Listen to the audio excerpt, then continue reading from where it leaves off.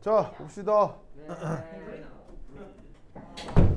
자, 그 다음 이제 어떤 걸 해볼 거냐면, 지금 이제 깁스 에너지가 나왔는데, 그 깁스 에너지에 대해서 이제 요 화학 반응에 대해서 이제 조금 얘기를 해보도록 하겠어요. 재윤, 어디 갔다 왔어요? 이거 전화 왜, 뭐, 형이요? 아는 형이요? 형이요? 그래, 자, 보자.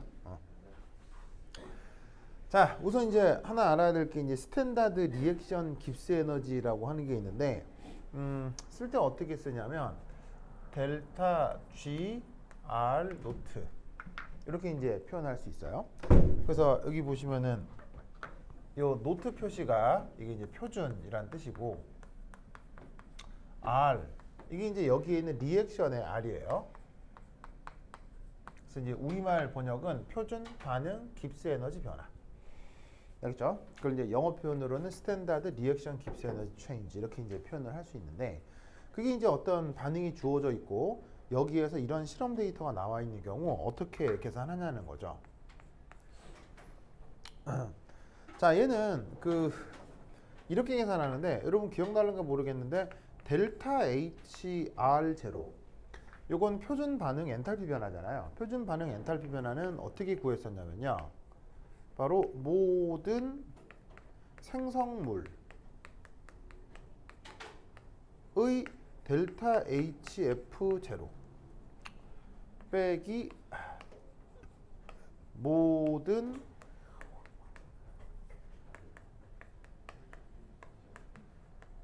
반응물의 델타 HF 노트. 그래서 이것의 의미는 뭐냐면 이건 표준이고 F는 생성이었잖아요. 그래서 표준 생성 엔탈피 변화를 생성물에서 반응물 빼주면 그게 표준 반응 엔탈피 변화였었다고요. 기억나죠? 얘를 그대로 적용해요. 그대로 써서 델타 G 깁스 에너지도 마찬가지로 모든 생성물에서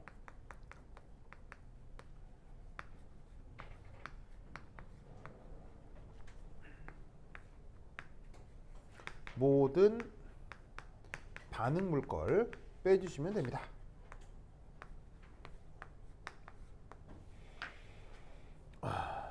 그럼 이때 이 경우 누가 생성물이고 누가 반응물이냐면 저기에 있는 CO2가 생성물이고요. 반응물은 저 일산화탄소하고 그 다음에 산소기체 이게 이제 반응물이 되겠죠. 그래서 생성물에서 반응물 그대로 빼주시면 됩니다. 자, 이때 데이터가 각각 나와 있을 거예요. 여기에 있는 요만큼 이산화탄소의 그 표준 생성 깁스 에너지 변화는 마이너스 394. 그 다음에 일산화탄소 같은 경우는 마이너스 137.2.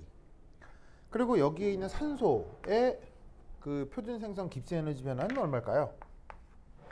이거 역시 엔탈피 변화처럼 0이라고 생각하시면 됩니다. 자, 왜 O2가 어떤 성격을 갖는 거죠? 바로 표준 조건에서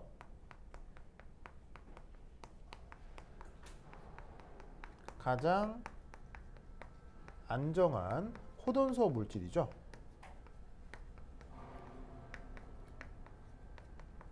그런 경우는 엔탈피뿐 아니라 깁스 에너지도 0이다 라는 걸 알아두시면 되겠습니다. 그래서 여기서 이렇게 빼주시면 그냥 간단하게 값을 계산할 수 있습니다. 알겠죠? 자, 그 다음 연습 문제 19.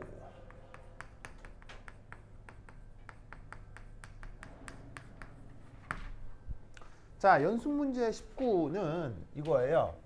깁스 에너지는 무슨 함수여서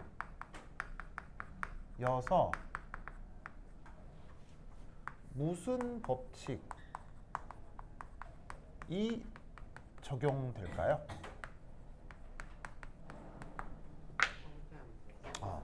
바로 상태 함수여서 무슨 법칙? 헤스 법칙이 적용됩니다. 그래서 상태 함수라고 하는 거 있죠. 상태 함수에 뭐뭐 있었어요. 상태 함수 이제 우리가 배운 것 중에 상태 함수가. 그럼 첫 번째 내부 에너지, 엔탈피, 엔트로피, 깁스 에너지 이런 것 등이 있거든요.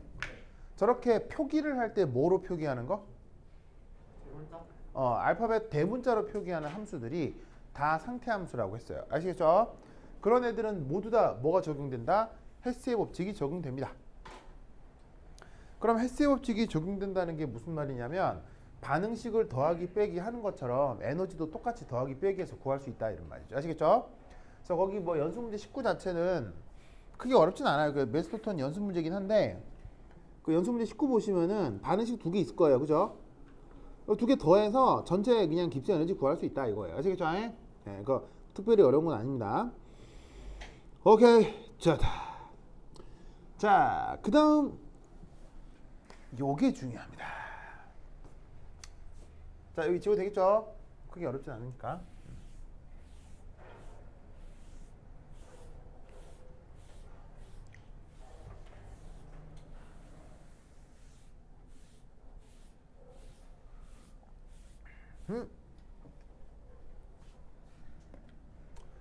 자, 교재에는 이제 3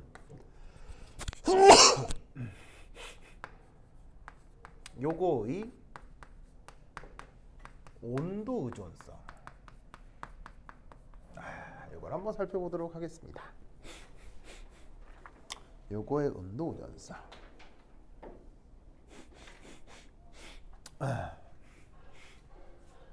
자, 우선 첫 번째 1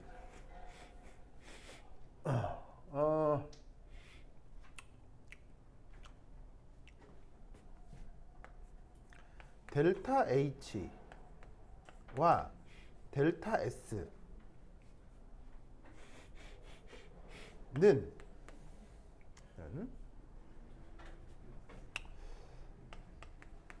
온도가 변할 때 그 값이 어떻게 될까요? 맞습니다. 값이 거의 비슷합니다.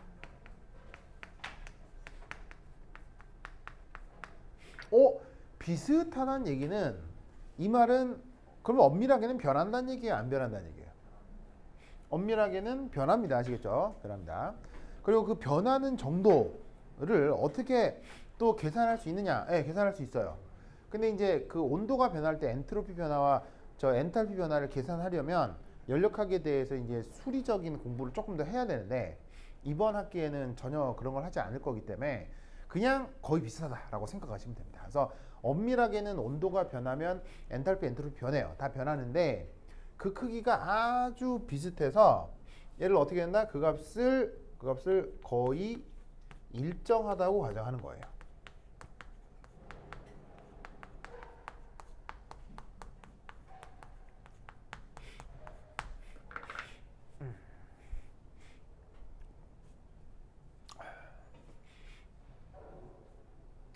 그래서 어떻게 할 거냐? 여러 온도 조건의 값들을 25도씨의 표준 조건에서의 값으로 대신한다 이런 말이에요.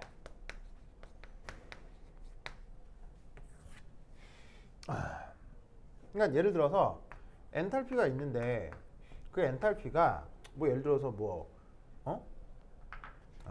써볼까? 뒤에 써서 엔탈피가 있는데 그게 이제 만약에 예를 들어서 24도씨에서 측정되거나 계산된 엔탈피다. 그 다음 25도씨에서 측정된 엔탈피다.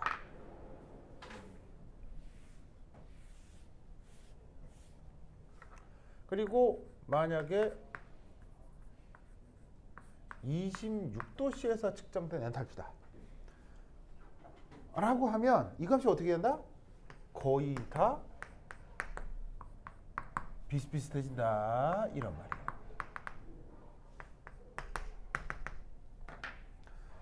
아주 비슷하기 때문에 어떻게? 이것을 그냥 대신 사용하는 겁니다. 이게 엔탈피뿐 아니라 엔트로피도 마찬가지예요.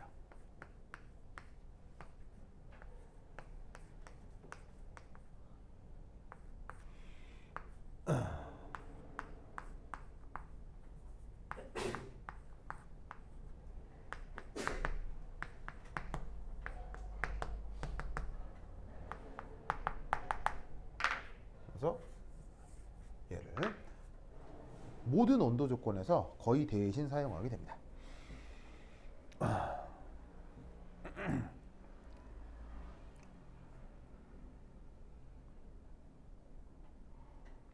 아시겠죠? 이 논리를 꼭꼭 기억해 두시기 바랍니다.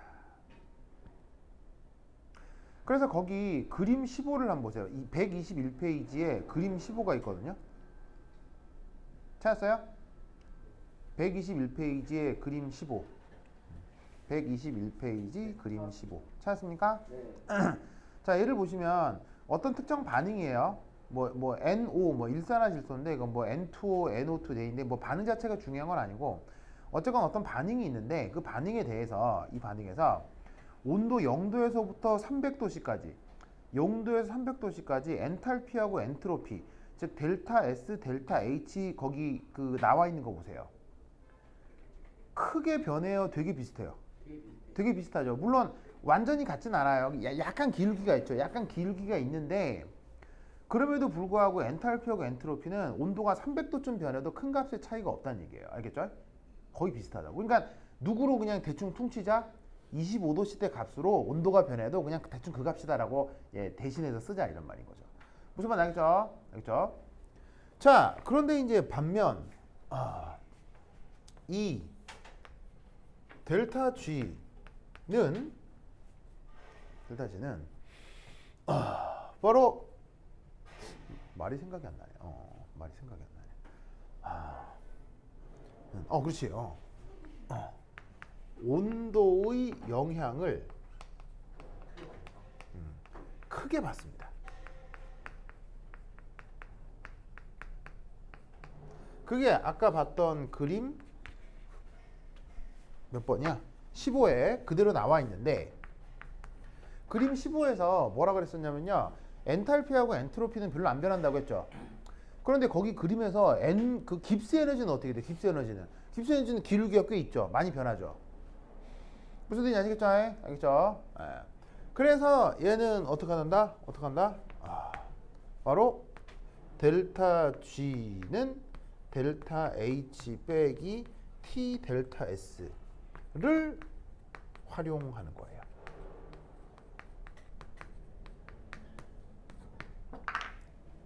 그래서 저 수식을 활용을 해서 온도가 변할 때 이 깁스 에너지가 어떻게 변하는지를 계산을 쭉 하겠다 이런 말인 거지.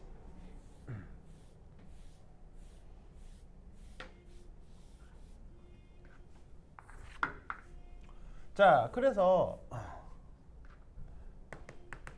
예를 들어 이렇게 하겠다는 거예요. 자, 만약에 깁스 에너지 변화를 26도씨에서 깁스 에너지 변화를 계산하고 싶다고 하면 당연히 엄밀하게는 26도씨의 엔탈피와 빼기 자, 이 T자리에 뭘 넣어야 되겠어요? 이제 온도 26도씨를 넣어야 되겠죠? 다만 온도를 무슨 조건으로 바꿔야 돼요? 켈빈 조건으로 바꿔야 되니까 더하기 273 해서 얘를 이제 켈빈으로 바꾼 다음에 그 다음 엔트로피도 26도씨 거를 쓰면 된다 이런 말이에요. 무슨 말 알겠죠?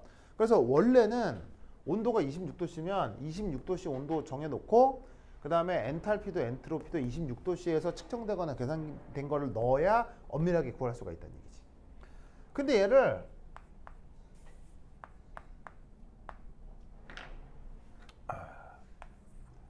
편의상 어떻게 하겠다? 편의상 엔탈피나 엔트로피나 이게 온도에 따라 크게 변한다 그랬어요? 잘 안 변한다 그랬어요? 잘 안 변한다 그랬으니까 얘를 25도씨 때 나와 있는 데이터. 근데 온도는 26도씨로 써주시고요. 얘도 25도씨 표준 조건에서의 엔트로피 데이터를 활용을 해서 근사적으로 표현할 수 있다는 얘기예요. 그러니까 온도가 변하면 엔탈피, 엔트로피가 변하긴 하지만 변해봤자 크게 안 변하니까 엔탈피와 엔트로피는 25도씨 때 주어진 값 그대로 써주시고 거기에 온도만 바꿔서 깁스 에너지를 표현하겠다 이런 얘기인 거죠. 무슨 말 알겠죠? 알겠죠? 요렇게 이제 시험 문제가 잔뜩 나오게 될 테니까 요런 계산 방식을 꼭 잘 기억해 두시기 바랍니다. 그래서 어떤 걸 보시냐면 거기 121페이지에 연습 문제 20 보이세요? 연습 문제 20 네. 찾았습니까? 네. 자, 이 연습 문제 20 이거 한번 풀어볼까요? 시작! 자, 나는 칠판을 지우고 정리를 할 테니 여러분들은 한번 풀어보도록 하세요. 연습 문제 20 자, 지우자. 뭐라고요? 아, 답이 있다고요? 네. 아, 근데 밑에. 이거 데이터 H 이거는 네. 그냥 답지 보고 적어도 되나요? 이거 지금 외울 수가 없잖아요. 외울 수가 없잖아요. 이거. 위에 적혀 있잖아. 위에 있잖아요. 아 있네. 아, 있네. 있잖아. 아,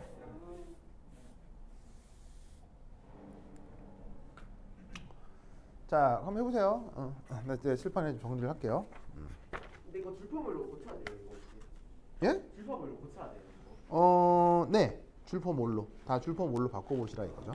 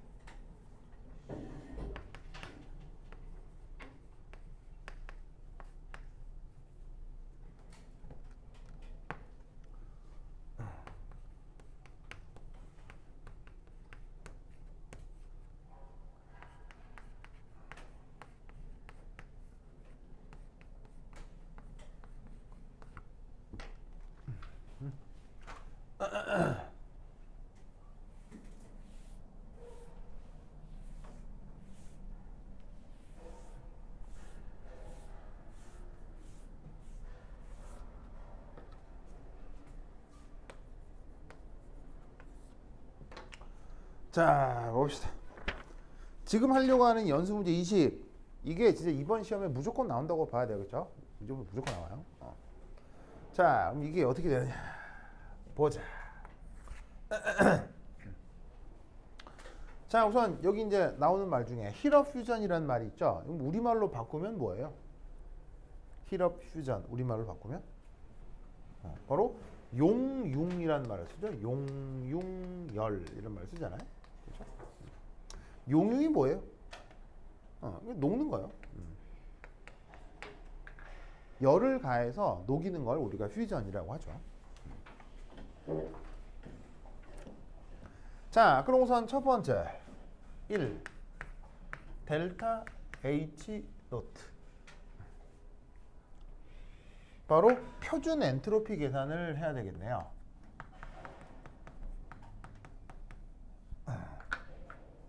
자, 그럼 이 표준 엔트로피 계산을 어떻게 할 수 있을까요? 어떻게 하면 될까요? 버르버르 저기에 있는 333 줄 퍼 그램 이게 바로 엔탈피가 되겠죠? 왜? 그냥 뭐 나중 상태. 왜? 이거 그거 말고는 변한 게 없어. 상태 말고 변한 게 없으니까. 왜 저게 바로 엔탈피가 될까? 그러니까 상태 변하는 동안 온도가 변하지 않았기 때문에 상태 변화량이랑 그것만 엔탈피 변화를 포함되는 거 아니에요? 네? 뭐라고? 죄송해요. 아니야. 왜 제가 엔탈피 변화죠? 바로 상태 변화는 다 좋은데 그게 뭐냐면 바로 봐 이게 생략돼 있어서 그래요.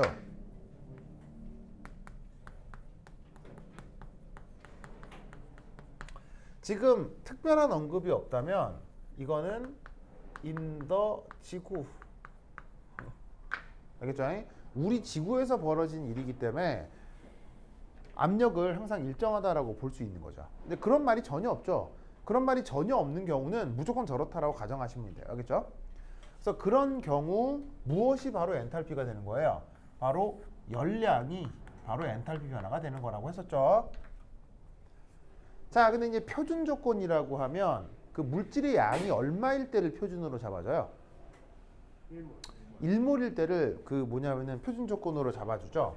그럼 이때 여기에서 지금 주어져 있는 물질이 H2O니까 H2O는 그 분자량이 얼마예요? 18g per 몰이죠?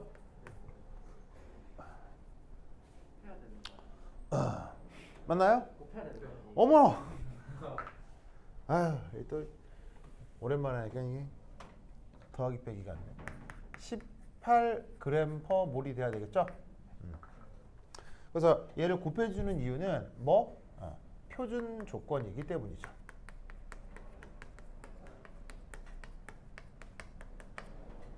그래서 얘 두 개를 따랑 계산해주면 값이 뭐가 나오느냐? 6kJ per 몰 정도가 나오는 모양입니다. 그래서 6kJ per 몰.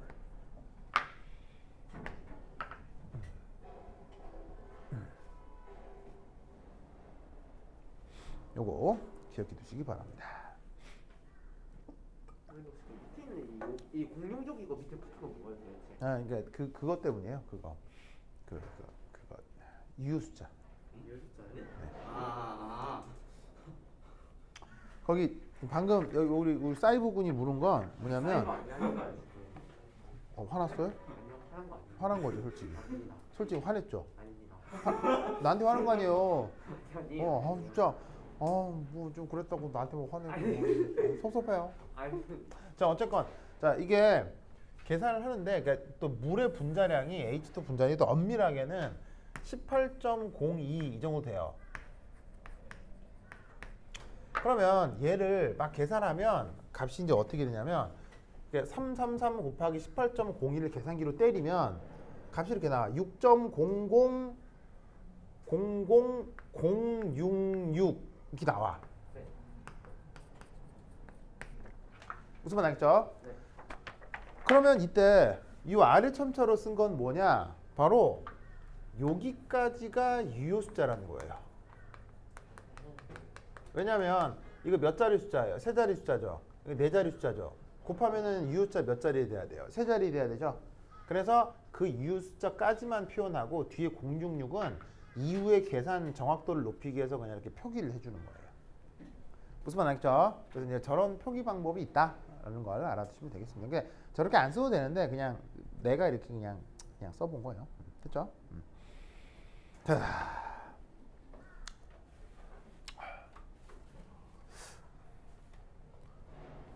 그 누리호 발사한 거 알죠? 네. 그래서 거기서 뭐 무슨 위성에서 소형 위성 또 했고 그런 그 얘기 들었어요? 그거는 전 세계 최초라던데? 아니에요? 달 탐사 위성을 발사한다고 아폴로 아니 달 주위 그게 7번째. 일곱 번째예요? 아니 뭐 위성이 나왔는데 거기서 뭐 위성 하나 또 쏘고 뭐 이런 게 그게 최초라던데? 아니에요? 그게 아니에요? 진주라 뭐라고요? 뭐라고요? 아니 이번에 달그 탐사 위성. 달 궤도예요? 그 누리호 지금 달 간 거예요? 아니요. 그럼요? 그 쏜 게 달 갔다고요? 아니요. 그럼 달은 누가 갔어요? 아니 새로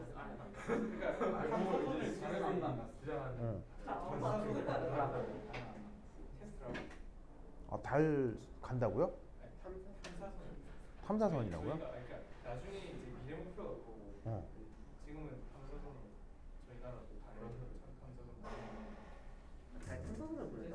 아, 달 탐사선을 보냈다고요? 어? 그러니까 보내기 위해서 만든 좀 아, 지금 만들고 있다고요? 진율이가요? 아니요. 응? 아니요. 어. 그래. 그래? 아, 그렇구나. 그래? 그래. 나중에 여러분들 달 갈 수도 있잖아요. 근데 저희 세대 때는 안될 것 같아요. 저희 세대는 안될 것 같아요. 그러니까 저희 한 3세대 정도 뒤에 돼야. 아 근데 저희 세대 근데 갈 수 있는 사람도 있지 않을까요? 저희 돈 재벌이 돼가지고 아예 조동철 말고. 아니요, 그게 아니고 나 아니야, 난 아니야. 그거 지금 달 연구하고 있는데. 그러니까 여러분 중에 아니 그러니까 3세대 후라는 건 달 관광을 얘기하는 거고요. 네. 달 관광은 몇 세대 지나야 되겠죠. 그게 아니고 여러분 중에 연구원으로 달에 갈 사람 있을 건데 여기. 지구과학에 관심 있는 사람 여기 있을까요? 아니요, 그거 달 가는 건 달 관련 프로젝트는 지구과학이 아니에요. 아 물리예요. 예, 물리학, 뭐 화학, 뭐 생물학, 인간이 할 수 있는 모든 연구 분야가 거의 다 들어가요. 수학은 아니죠. 예, 예? 수학은 아니죠. 아, 수학 엄청 필요하죠. 아니 그 기하학 좀 필요하죠. 뭐. 예, 수학 엄청 필요. 물론 이제 그 수학적 블랙홀을 써서. 툴을 가지고 이제 물리학자들이 계산하겠지만 아마 전문 계산을 위한 수학자도 배치가 될 거예요, 당연히. 그 뭐 이게 모든 그 연구 영역이 다 필요하기 때문에 그래서 이제 아마 여러분들에서 그쪽 일을 하는 사람이 있을 거예요. 근데 물론 실제 달에 가려면 그 우주인 훈련 받으려면 보통은 이제 군인들이 많기 때문에 뭐 여러분들이 뭐 군인이 되는 건 좀 그러니까 실제 달에 가지는 않겠지만 관련 프로젝트를 여러분들 하게 될 걸요. 그래요. 하여튼 그래. 네, 그럴 것 같아. 그래서 우혁이 달에 가는 거 어떻게 생각해? 아 저는 딱히 안 가도 상관없을 것 같아요. 가서 토끼도 만나고. 아 토끼 없잖아요. 어? 토끼 없잖아요. 뭐라고요? 토끼 없잖아요. 아니 달을 다 뒤진 것도 아니고 뒤지면 있을 수도 있죠. 그런데 일단 저희가 아는 지구에서의 토끼는 거기에 살 수가 없지 않을까요? 달 토끼는 살 수 있겠죠. 응. 암스트롱이 진짜 다 했을까? 아, 그 얘기도 뭐, 예, 그 얘기도 되게 많죠. 위험한 주제. 예, 그 얘기도 되게 막 많죠. 예, 막 뭐 같다고 하는 게 뭐 정설이긴 한데 아니다라는 증거도 많고. 근데 뭐 암스트롱이 갔냐 안 갔냐를 미스테리라고 생각할 수는 있지만 그럼에도 미국이 달에 분명 가긴 갔을 거예요. 예, 왜냐하면 되게 여러 번 했거든요. 그게 무려 13번이나 했어요. 그래서 엄청 많이 했어요. 엄청 많이 했기 때문에 뭐 다나 모르겠어요. 아니 무조건 가긴 갔는데 그 첫 번째 프로젝트였던 그 뭐냐면 그 암스트롱이 간 게 뭐 개구라다라는 얘기가 있는데 뭐 그럼 어떻고 아니면 어떻겠어요. 뭐 어쨌건 뭐 우리나라도 이제 꼭 가게 될 건데 뭐 여하튼. 근데 저 꼭 우혁이는 데리고 가는 걸로. 어? 우혁이 달에 가면 되게 열심히 잘할 것 같아요. 난 지구를 못 들어가니까. 그래? 자, 하여튼 보자. 아, 그래서 이제 요거. 이거 내려가야 돼 잠시만. 자, 그다음 두 번째 요 반응에 대해서 델타 G 노트. 자, 이건 값이 얼마일까요? 예, 0이요. 이게 0입니다. 자, 이게 어떻게 된 거냐면 이걸 이제 잘 봐야 되는데 순 물질의 표준 상태 변화는 그 자체가 표준 조건입니다.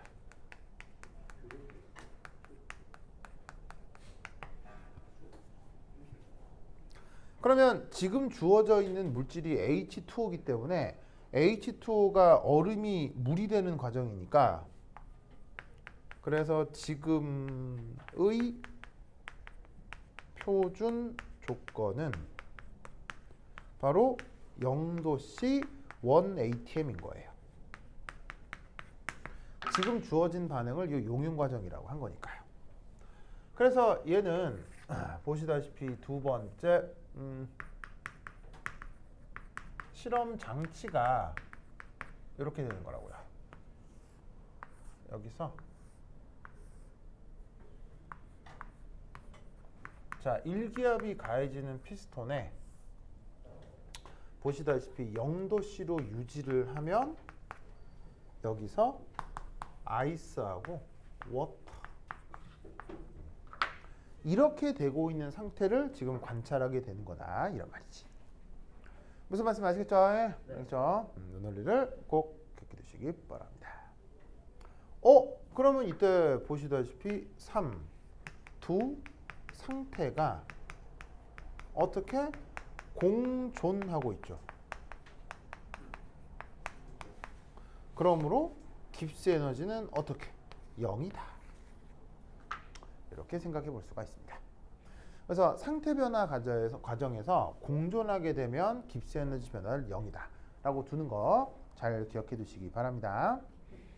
됐죠? 자, 그 다음 세 번째 델타 S 요거 구해보래요.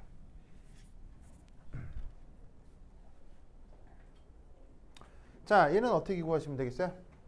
지금 깁스 에너지 변화는 델타 H 노트 빼기 T 델타 S 이렇게 생각할 수 있겠죠? 그럼 이때 얘가 0이기 때문에 앞쪽 조건에 의해서 따라서 엔트로피 변화는 어떻게? 엔탈피 변화를 그때 온도로 나눠주면 되는 거죠. 그럼 지금 저 엔탈피 변화가 얼마였어요? 6.00 곱하기 10의 3승 줄 퍼 몰이었죠? 여기 10의 3승은 뭐를 바꿔준 거예요? 킬로를 바꿔준 거고요. 자, 그 다음 지금 온도는 몇 도예요? 이렇게 되어 있는 지금 온도는 0도씨죠? 0도씨를 켈빈으로 바꾸면 몇 도예요? 바로 0 더하기 273.15 켈빈이 되겠네요. 그래서 얘를 쭈르륵 대주시면 값이 얼마 나온다? 21.96 줄 켈빈 몰 이렇게 표현할 수 있겠네요. 됐죠? 자, 그 다음 4번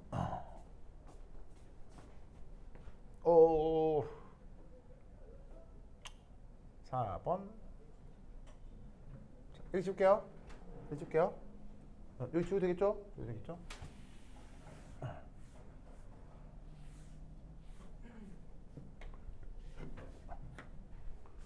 자, 4번은 몇 도? 마이너스 20도. 델타 G 제로인데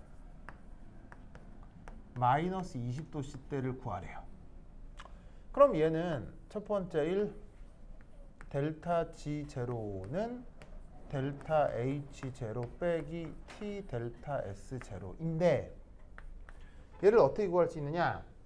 여기 있는 엔탈피를 6.00 곱하기 10의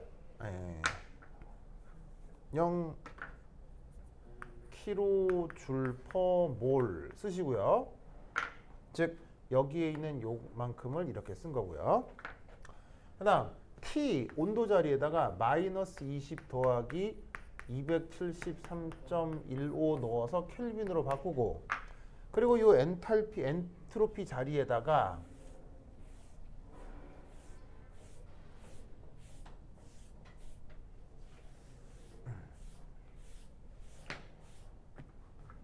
뭘 넣어요? 앞에서 구한 21.96 줄 켈빈 몰 얘를 넣은 거다 이런 말이죠. 무슨 말 알겠죠? 알겠죠? 그리고 이때 얘를 나누기 1000 아시겠죠? 그리고 여기 곱하기 킬로를 해주시면 단위 체계를 킬로로 바꿀 수가 있다고요. 아시겠죠? 그래서 얘를 쭈루룩 계산하면 그 값이 뭐가 나오냐면 바로 0.439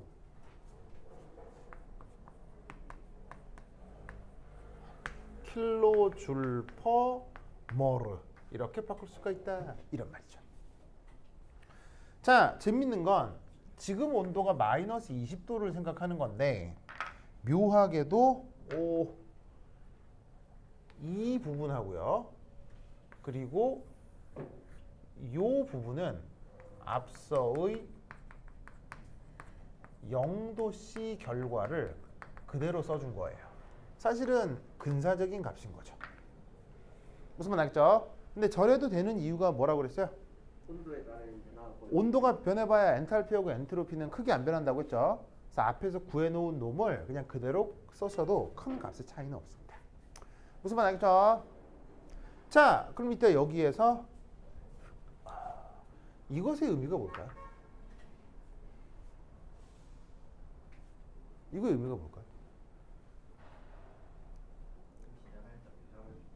뭐라고요? 바로 봐. 이게 지금 양수인 거죠? 양수.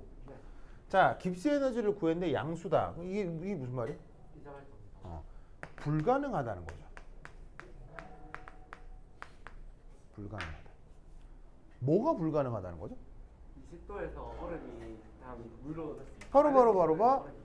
녹는 게 불가능하다는 거예요. 무슨 말인지 알겠어요? 녹는 게 불가능하다. 불가능하다. 뭐가 불가능하다? 녹는 것이.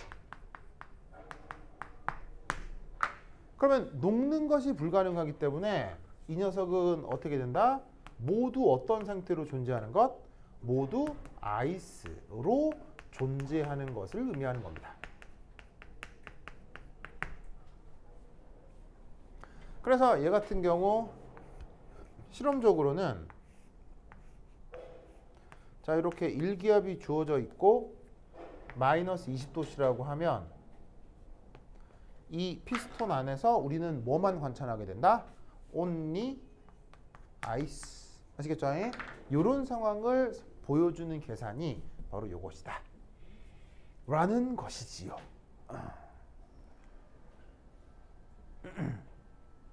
되죠? 자, 여기까지 적으세요. 빨리 적으세요. 어서 적어. 팍팍 적어.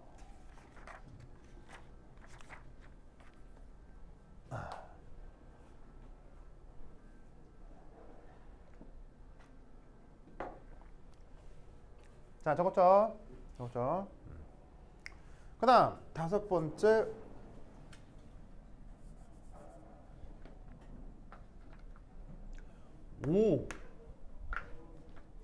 오는 짜잔 더하기 20도. 그러면 여기에 더하기 딱 똑같고 더하기로만 딱 바꾸면 이 값이 뭐냐? 바로 마이너스 0.439 마이너스 0.439가 나와요. 그럼 마이너스 0.439의 의미는 뭐예요? 바로 자발적이다. 뭐가 자발적이다? 지금 여기에 있는 요 녹는 것이 자발적이라는 얘기예요. 그럼 이 말은 어떤 상황이다? 모두 어떤 상태로? 모두 워터로 존재하는 상황. 그래서 온도가 플러스 20도가 되면 바로 only 워터만 존재하는 거죠. 이걸 보여주는 이 상황을 계산으로 표현한 게 바로 지금 이 문제다라는 거죠. 아시겠죠? 이 논리를 꼭 읽어두시기 바랍니다. 되다. 13장 끝. 그래요? 수고하시. 네. 자, 다음 14장 이키마스. 하나, 둘, 셋, 넷. 자, 하나, 둘, 셋. 하나, 둘, 셋. 넷다.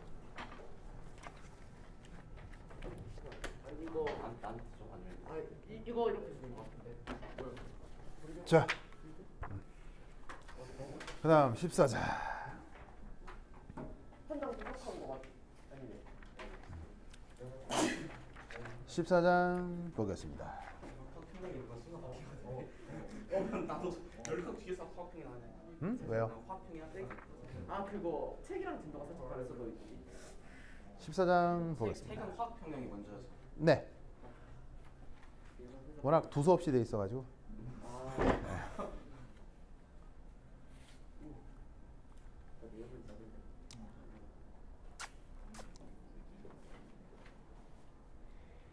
자, 됐죠? 네. 자, 14장 보시면 화학 평형이 나옵니다. 보시죠. 네. 그죠? 이거 이제 한번 살펴볼게요. 근데 우선 14장 화학 평형에서 거기 이제 처음에 나오는 1챕터는 지금은 안 해요. 그래서 뭐 combining the first and second laws라고 해서 연료값과 관련된 이제 필요한 수학적인 표현들이 나오거든요.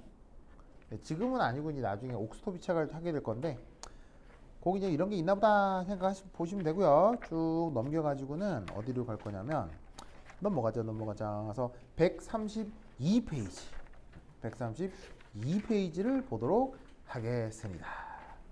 자, 봅시다. 132페이지 132페이지 찾았나요? 132페이지 이거 한번 살펴보도록 하겠습니다.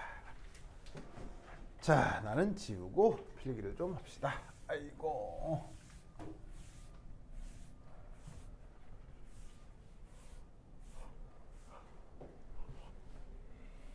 자.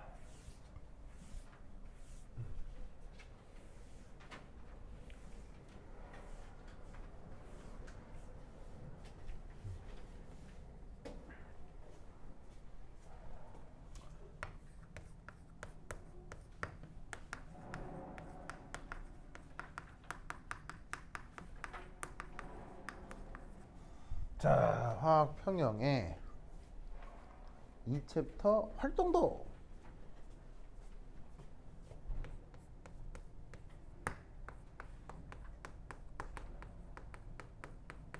원래 표현은 액티비티고요. 우리말 번역은 활동도로 번역을 해요. 자, 요거에 대해서 이제 좀 살펴볼 텐데 활동도는 요거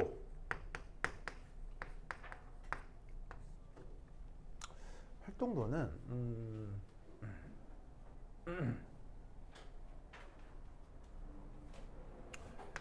개별적 화학 환경에 따른 특정 물질의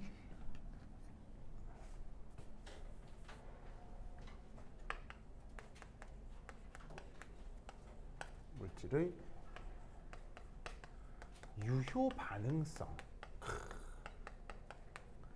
이라고 생각하시면 됩니다.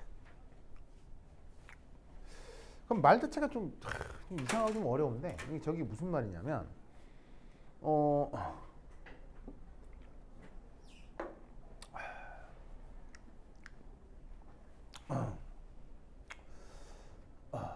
손흥민 선수 진짜 잘하죠. 정말 잘하죠.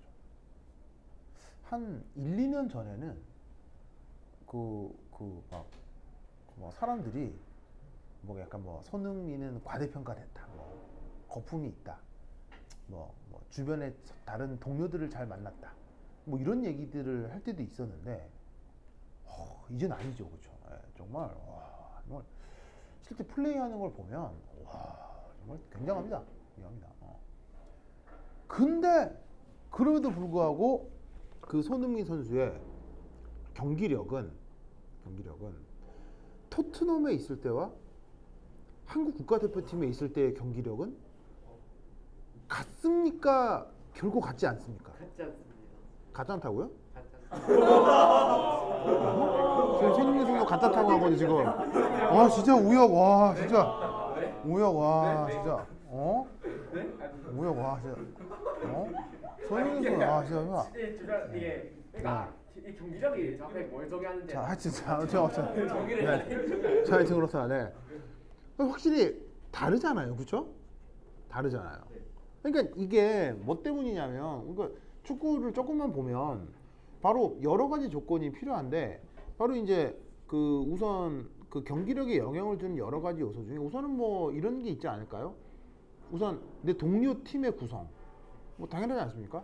그러니까 손흥민 선수가 진짜 빛을 발할 때는 그 해리 케인이랑 같이 있을 때 정말 야 스트라이커 두 명이 그렇게 같이 있고 그 뭐냐면 그 스트라이커 두 개 그렇게 쿵짝이 잘 맞으면 이게 얼마나 위력적인지를 보여주는 그 어떤 경우라고 할 수 있는데 그런 비슷한 수준의 선수가 둘이가 굉장히 마음이 잘 맞다. 이럴 경우 진짜 엄청난 시너지가 나오죠. 근데 이제 그런 조합을 만들기가 굉장히 어렵잖아요. 그러니까 우선 그것도 다르고 그다음 두 번째는 토트넘이 상대하는 팀과 한국 국가대표팀이 상대하는 팀들도 다르죠. 무슨 말인지 알겠어요? 네, 그러니까 상대도 달라지고요. 그 다음에 또 뭐 더 있냐면 운동장도 달라지죠. 왜냐면 그런 얘기 있던데 그 영국 잔디하고 우리나라 잔디가 또 좀 다르다 그러던데 이게 나라마다 잔디가 다를 수밖에 없죠. 왜냐면 자연 환경이 다르니까요. 뭐 그런 것도 있고 또 결정적으로는 관중 상태도 다르죠. 관중 상태가 다르죠. 영국 관중들 미친 애들이잖아요. 불 지르고 막 이런 애들이잖아요. 하여튼 여러 가지가 다르기 때문에 사실은 결코 이 뭐냐면 똑같은 사람이지만 어느 환경에 뛰느냐에 따라서 그게 완전 실력이 달리 나온다는 걸 우리는 경험으로 알아요. 무슨 말인지 알겠죠? 알겠죠? 그래서 어떻게 된다? 그렇게 어떤 개체가 어떤 환경에 떨어졌을 때 얘가 어떻게 활약할 거냐에 대한 예측 모델이 필요하다 이런 얘기지. 그래서 사실 뭐 예를 들면 뭐 복싱, 뭐 테니스 이렇게 혼자 하는 경기는요. 그 경기력이 명백하죠. 혼자 하는 스포츠는 경기력이 명백하잖아요. 근데 이렇게 축구처럼 단체로 하는 스포츠는요. 이렇게 뭐 손흥민이나 뭐 메시나 이런 선수처럼 튀는 선수를 제외하고는 그러니까 예를 들면 뭐 공격수 몇 명을 제외하고는요. 사실 축구에서 뭐 미드필더의 경기력, 뭐 풀백의 경기력이 명확하게 드러나나요? 좀 애매할 수 있잖아요. 이게 뭐 애매할 수 있잖아. 그래서 사실은 그런 단체 경기에서 특정 한 선수의 그 뭐냐면은 능력을 과연 어떻게 수치화할 거냐를 개발하는 모델이 있을까요, 없을까요? 있습니다. 그래서 수학자들이 다 만들어 놨어요. 그래서 연봉 협상할 때 그 수학자들이 만들어 놓은 모델로 이 선수가 이 선수가 그동안 경기한 전 경기를 그 수학적인 모델로 전체 경기력이 얼마나 기여를 했는지 나타내는 수학적인 모델이 개발되어 있습니다. 그래서 그걸로 사실은 요즘 다 연봉 협상을 해요. 정말로. 그러니까 사실은 왜냐면 축구 선수들 연봉이라는 게 한두 푼이 아니죠. 몇백억씩 하기 때문에 그 돈이 엄청나게 걸려 있어서 그 연봉 협상을 할 때 그 수학적인 모델로 경기력을 산출해내고 그 다음에 그 선수의 메디컬 테스트 이제 뭐냐면 딱 피 딱 뽑아가지고요. 현재 이 선수의 적혈구 수치 뭐 이런 거 그 다음에 혈관 노화도 다 측정해가지고 그게 다 그 뭐냐면 연봉 협상에 다 들어가요. 그래서 이게 돈이 옛날에는 그냥 한 뭐 수십 년 전에는 이러진 않았겠죠. 대충 너 잘하네, 좀 더 받아라 뭐 이랬을 텐데 요즘은 절대 그렇게 하지 않습니다. 알겠죠? 네. 그래서 어떻게 된다? 그런 식으로다가 화학 반응에서도 똑같은 물질인데 이 물질이 어떤 조건에 따라서 어떤 반응성을 나타낼지에 대해서 수학자들이 만들어 놓은 모델링이 있을 거란 말이죠. 그 모델링을 뭐라고 부른다? 액티비티. 우리말로는 활동도라고 번역을 하는 거예요. 아시겠죠? 알겠죠? 이 논리를 기억해 주시기 바랍니다. 그래서 그 활동도를 이제 어떻게 표현하느냐? 그걸 한번 살펴보도록 하겠습니다. 표현.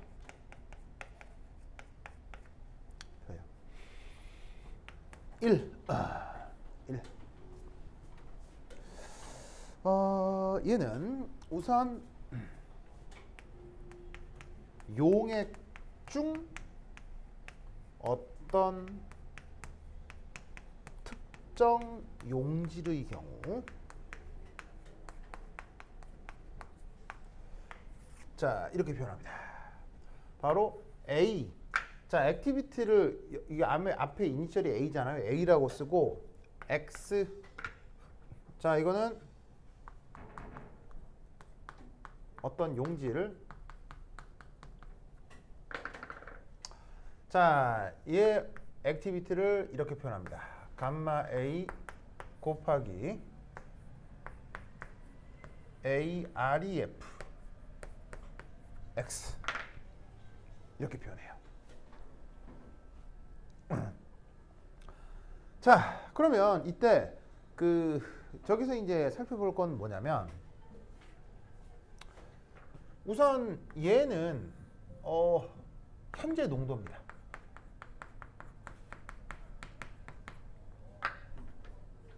자, 이 표현에서 이제 알아둘 게 뭐냐면 첫 번째 1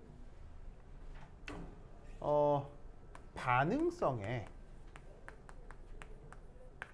영향을 주는 가장 큰 요소는 무엇이다? 농도입니다. 농도입니다. 아무리 주변 환경이 달라져도요, 그 주어진 물질이 많아지면 많아질수록 그 역할을 많이 할 수밖에 없어요. 무슨 말 알겠죠? 알겠죠? 즉 손흥민 선수가 한 명이 아니라 2명, 3명, 4명이 되면 그 팀은 더 세진다 이런 얘기예요. 누구랑 붙어도요. 무슨 말 알겠죠? 그런 얘기예요. 자, 이런 생각은 무슨 수학적인 증명이 가능할까요? 그냥 우리가 자명하다라고 받아들이는 걸까요? 그냥 자명하다고 받아들이는 거기 때문에 증명할 수 있는 게 아닙니다. 아시겠죠? 자, 이때 두 번째 여기에 짜잔, 이건 뭘 뜻하냐면요, 1몰 농도를 뜻하는데 바로 레퍼런스라고 합니다. 우리말로는 기준. 자, 현재 농도를 왜 1몰로 다시 나누어 주냐면 바로 이것 때문이에요. 활동도는 단위가 없어요. 오직 숫자로만 표현돼야 하기 때문에 이게 뭐 이렇게 좀 함수 때문에 그런 건데, 여하튼 숫자로만 표현돼야 돼서 그 단위를 없애줘야 됩니다. 그래서 나와 있는 현재 농도를 그 녀석의 1몰 농도로 단위로 다시 한번 나눠줘 버리는 거예요. 그러면 어떤 농도가 있는데 그걸 단위로 한번 다시 나눠버리면 여기부터 여기까지는 어떻게 되겠어요? 단위가 싹 없어져 버린 숫자로만 표현이 되겠죠. 그래서 활동도 자체가 단위가 없는 어떤 체계로 정의가 되어 있어서 그것 때문에 농도로 표현됐을 때 1몰로 다시 한번 나눠주는 겁니다. 그 다음 세 번째 3.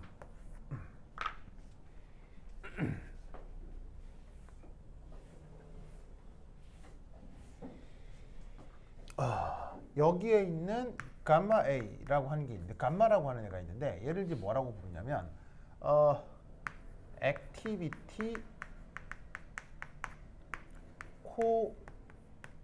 코에피시언트라고 합니다. 우리말 번역은 활동도 계수.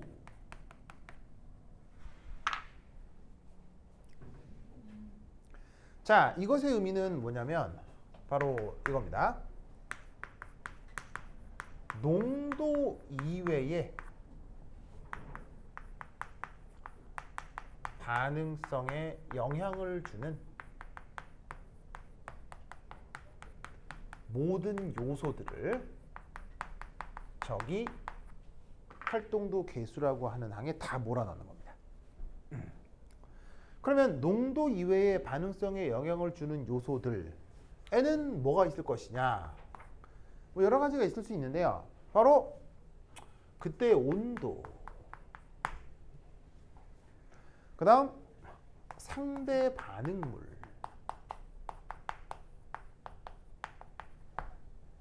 그 다음 구경꾼들, 그 다음 용매. 즉 생각할 수 있는 모든 요소들이 저기 다 짬뽕돼서 다 들어가 있어요.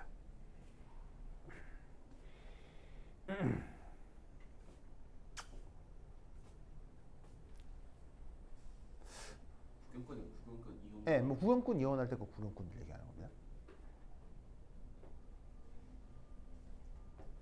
그래서 아까도 축구 얘기 슬쩍 하면 경기장이 그 축구 경기력에 영향을 준다라고 아까 얘기를 했었잖아요. 네. 그래서 되게 재밌는 그 데이터 중에 그 A매치 국가대표 시합에서 홈팀 무패인 나라가 있어요. 홈 무패. 그러니까 홈에서 경기하면요. 지금까지 피파 설립 이후로 단 한 번도 진 적이 없는 나라가 있어요. 그러니까 못해도 비기고 무조건 이겨. 홈에서 하면. 그러니까 이 나라는 독일의 브라질이 연합해도 절대 못 이겨. 홈에서 하면. 바로 어디? 북조선이요? 홈에서 경기했을 때. 아니, 그 북한을 뭐 그렇게 이렇게 판타지화할 필요 없어요, 그렇죠? 북한은 그냥 우리나라 사람들이랑 똑같아요, 북한 사람들. 뭐 그렇게 이상하게 생각할 필요 없어요, 그렇죠? 그 이제 다 우리나라 사람인데 뭔가 또 정치적 이유 때문에 이제 경제적으로 좀 힘들 뿐인 거지. 그냥 우리나라 사람들. 그러니까 한국이 경제적으로 못 살면 딱 그 꼴이 되는 거예요, 그렇죠? 그냥 그거일 뿐인 거지. 뭐 이렇게 그렇게 특별히 이상하게 생각할 필요는 없습니다.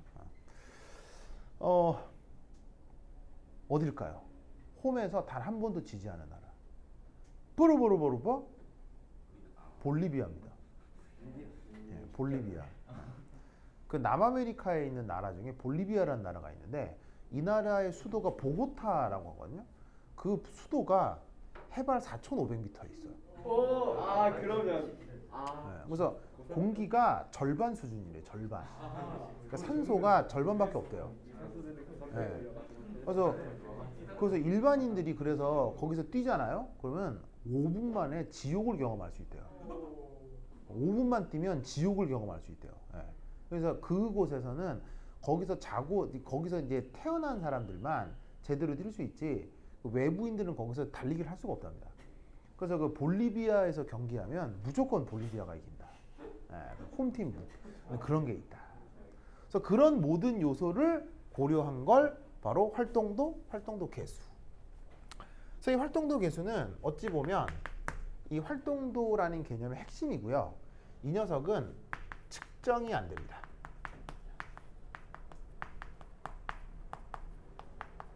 얘는 계산을 해서 알아내는 겁니다.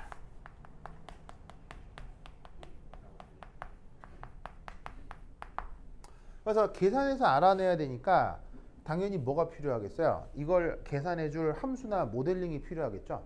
그래서 그 함수나 모델링을 이제 물리학자들이 만들어내면 그걸 이제 화학자들이 가져다가 그냥 쓰는 정도인 거예요. 그래서 사실은 이 활동도 계수 모델링을 만드는 건 정말 어려운 일이에요.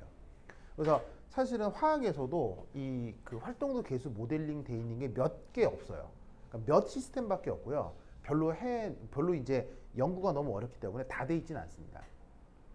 근데 이 활동도 계수와 관련된 함수가 어디에서 개발되어 있다고 아까 얘기했듯이 축구 선수 연봉 결정할 때 이 활동도 계수 모델이 있다고요.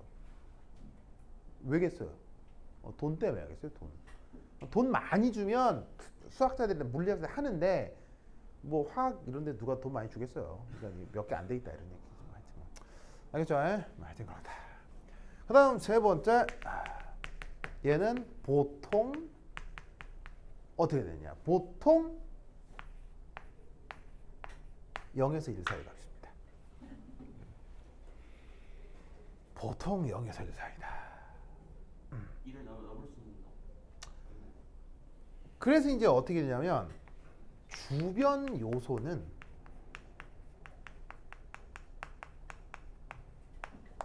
보통 그 물질의 반응성을 약화시킨다는 의미입니다.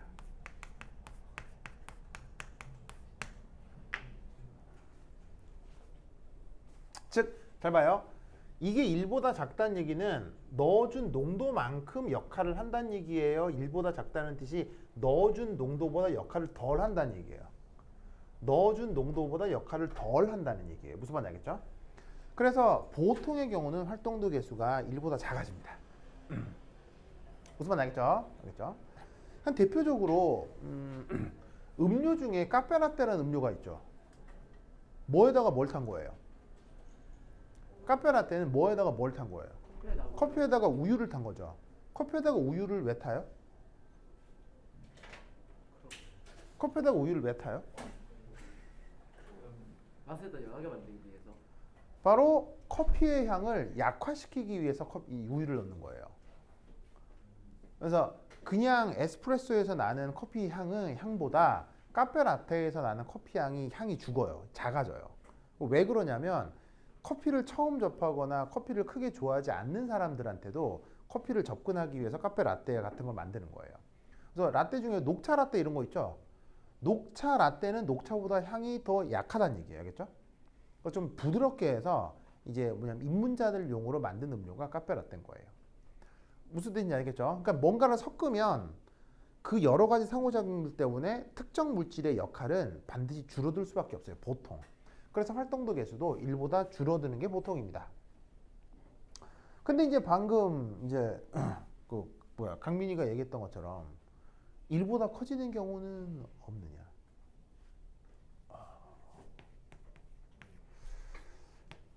때때로 짜잔 인 경우도 있습니다. 혹시 총매 넣으면 활용 높아지나? 그게 촉매가 반응성을 높인다기보다는 반응 속도에 대한 건데 촉매의 경우라기보다는 이게 이제 뭐냐면은 이제 뭐 하여튼 뭐 이런 게 있을 수 있어요. 그러니까 예를 들어 그 어떤 물질의 증기압은 액체 상태에서 기체가 되려고 하는 어떤 그 상황인 거죠. 그러면 순물질에서 그 액체가 기화가 되는 정도가 있을 건데 거기다가 그 액체랑 별로 친하지 않은 물질을 집어넣어 버리면 서로 trọng 력 때문에 기화가 더 많이 되는 경우가 있어요. 그런 경우가 활동도가 1보다 크게 나타나는 경우예요. 무슨 말인지 알겠어요? 어떤 관점에서 봤을 때? 증발의 관점에서 봤을 때. 그러니까 아주 특별한 어떤 상황에서만 언급이 되는 거예요. 알겠죠? 그래서 아직은 뭐 여러분들이 직접 보기는 어려울 거고요. 그냥 이런 경우도 있다 정도만 알아두시면 됩니다. 알겠죠? 그래서 이게 바로 활동도의 표현이다. 됐죠? 됐죠? 자, 그 다음. 자, 다 썼죠? 자, 그 다음 두 번째. 네, 준다. A, 이 기체 혼합물에서 특정 성분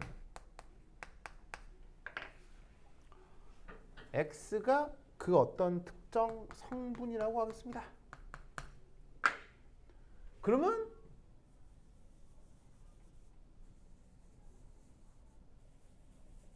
얘가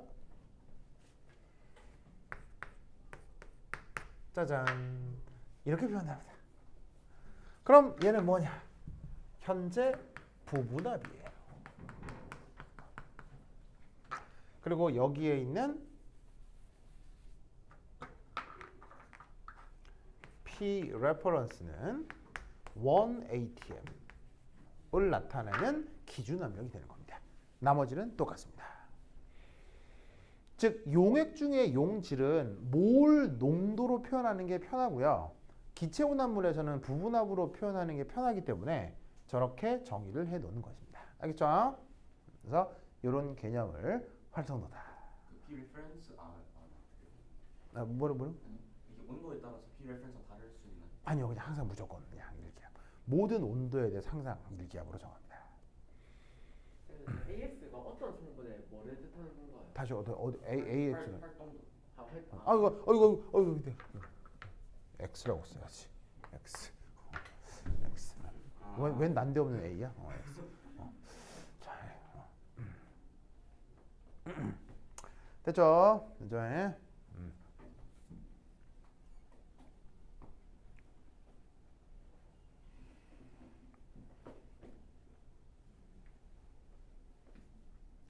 자, 그 다음 2.3 여기 줄게요. 네. 준다.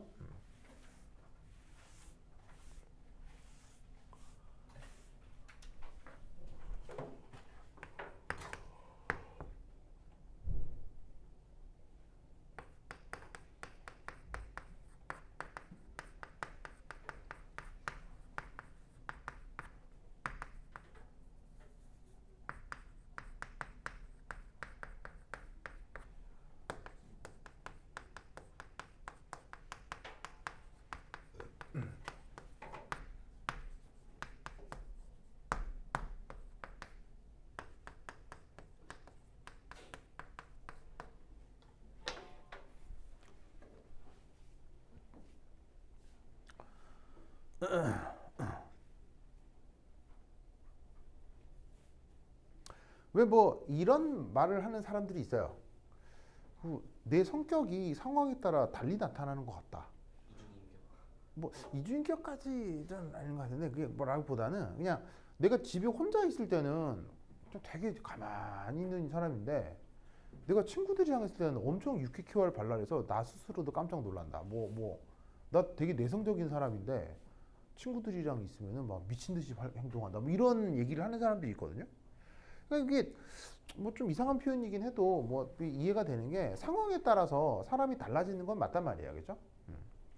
근데 또 살다 보면 말이죠, 어디서나 똑같은 사람도 있죠. 어떤 상황에서도 절대로 안 바뀌는 사람이 있죠. 그냥 쟤는 항상 그래, 그런 게 있잖아요. 그럼 당연히 화학 반응에서도 어떤 게 있을 수 있겠어요? 용매나 다른 상대 반응물에 무관하게 그냥 나는 이래 하는 애들이 있을 거 아니에요. 그런 애들을 싸그리 모아서 어떻게 활동도를 일로 정해버려요. 알겠죠? 그런 경우가 몇 가지가 있는데 이거를 꼭 기억해 두셔야 됩니다.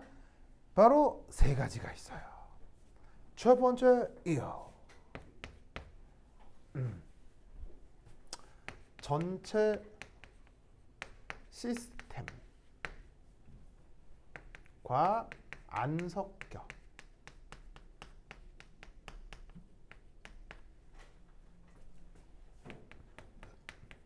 순수한 고체 혹은 액체,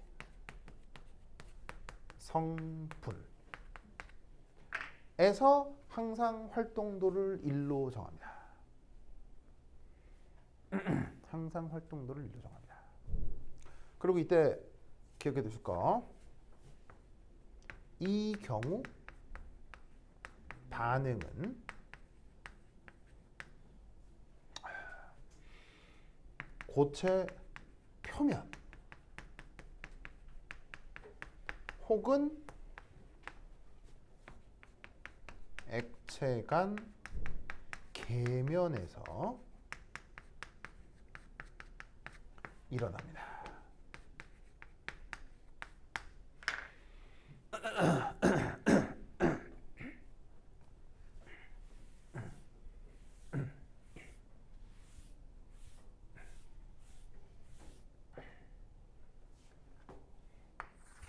자, 여러 가지가 있을 수 있는데 첫 번째는 AgCl의 용해 과정.